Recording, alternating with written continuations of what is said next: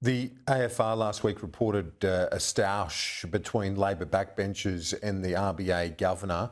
The RBA Governor making it clear, while wage increases haven't been a main fuel of inflation to this point, they could be.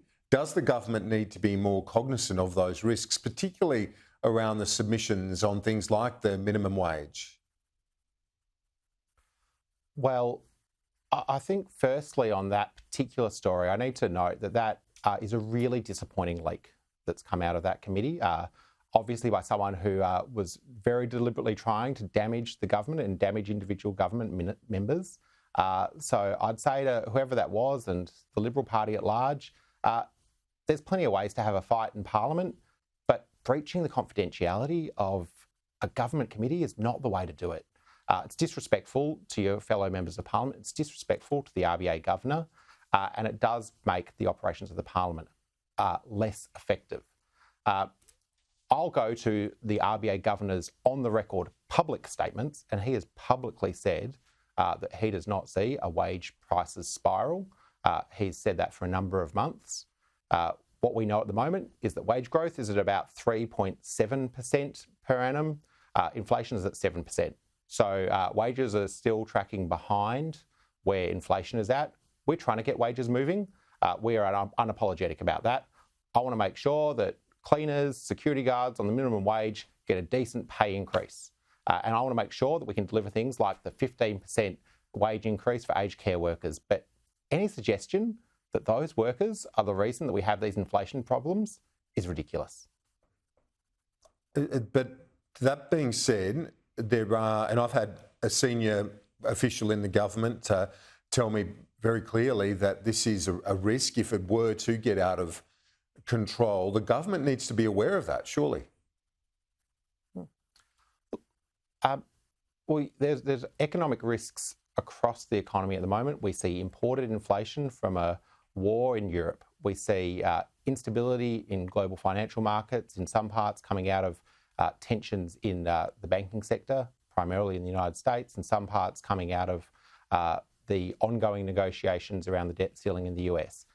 We have to look at a range of challenges.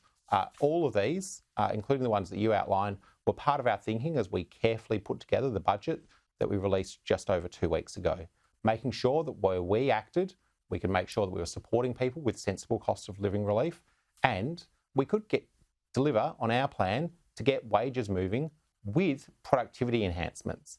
And if I think about the piece of work that the Prime Minister and the government has released today around the care and support economy strategy, that's actually about saying, how do we make sure that we create good jobs with good productivity in these big, rapidly growing sectors of our economy, such as the care economy? Yeah, it is a massive ask. On that front, is it possible that the government will have to look at other ways to sort of fund wage increases here? It looks like the private sector doesn't keep up with where it needs to be in the care economy. The government's only got so much it can do. What other models can you look at to try and make this sustainable in childcare, aged care, things like disability care? It's all a similar workforce. How do you sustain that? How do you give the incentive to remain working in those fields? Well, I think step one is to acknowledge the huge transformation that's happening in our economy when it comes to the care economy. That's why we've released this draft strategy, so we can get the thoughts of the Australian people and do what we need to consult and then act. What we know is that over the next 30 years, the care economy workforce is going to double. That puts a huge range of pressures on our economy, but we also need that workforce to double so that the care that we all rely upon at some point in our life, be it when we're young in childcare or be it when we're in our later years in aged care or any point in between, we need to make sure that those services are there for every Australian. So it is a challenge to try and make sure that we can get these markets right, and the care economy strategy that's released today, the draft, goes to those questions. It's important that we get the regulatory framework right and look for further harmonisation across these sectors, and the strategy goes to those questions too. And it's also important that we acknowledge that this is going to be about a 10-year piece of work, and that's how we've outlined it in the draft strategy released today. Because if I look at where we've come from, we come from a place where over the last 10 years, childcare fees went up 41%. Over the last 10 years, we had a Royal Commission report, an interim report that was titled Neglect. We've basically got this huge challenge, and what we want to do is stop jumping from crisis to crisis, as the last government did, and start planning for the future, delivering those stronger foundations for a better future, for secure jobs in these industries, and to make sure that we've got the workers that we need so that everyone can get the care they're going to rely upon at some point in their life. On to a couple of other issues just to wrap up. Peter Dutton has said he's open to compromising on the government's proposed changes to the petroleum resource rent tax, basically the tax specifically on gas producers, but he wants to see the government streamline approval processes for new gas projects. Is the government open to that olive branch? The approvals framework we have is the same one that Peter Dutton thought was completely fine for the 10 years that he was sitting around the cabinet table. That's just a fact. So if I was to sum up Peter Dutton's approach over his 1 year that he's recently celebrated as opposition leader, if I was to sum it up in a word, that word would be no. He's voted no to every serious proposal we've put forward. I'll believe that he's going to vote yes to these sensible changes. This is not no, is it? This is a compromise. Well, I'll believe that he is open to voting for more revenue through the petroleum resource rent tax when he votes yes for it on the floor of Parliament.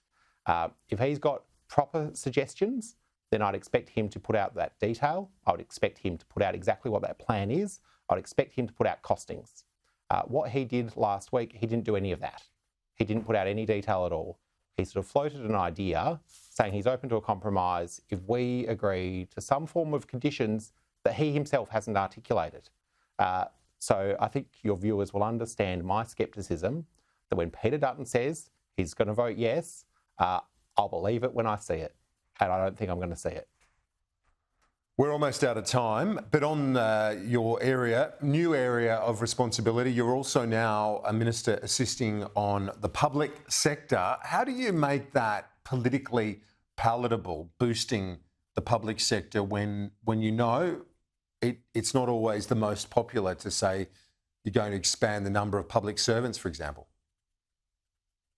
Well, firstly, let me say thank you to the public servants who keep Australia running. I think most of us, if we look at our lives, we'll recognise that actually many of our friends and family members are or have done work as public servants. It's a wonderful profession, one which I'm very pleased to be advocating for, because we need the best and the brightest and the people of the highest integrity to come and join the public sector. And that's the work I'm looking forward to doing with Katie Gallagher and the team, and I'm really honoured to have been given this opportunity by the Prime Minister.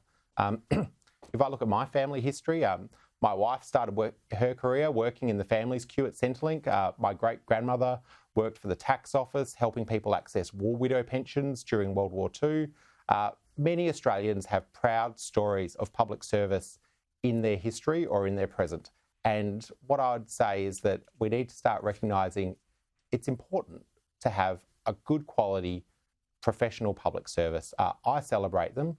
And we also know that when times are tough or when things are not going as we need, it's the public sector that governments run to get good quality independent policy advice so we can deal with all these things, including the work that we're doing at the moment and releasing today on the care economy, to make sure that we have that strategy designed in coordination with the Australian people and the public service to make sure that we prepare for the future.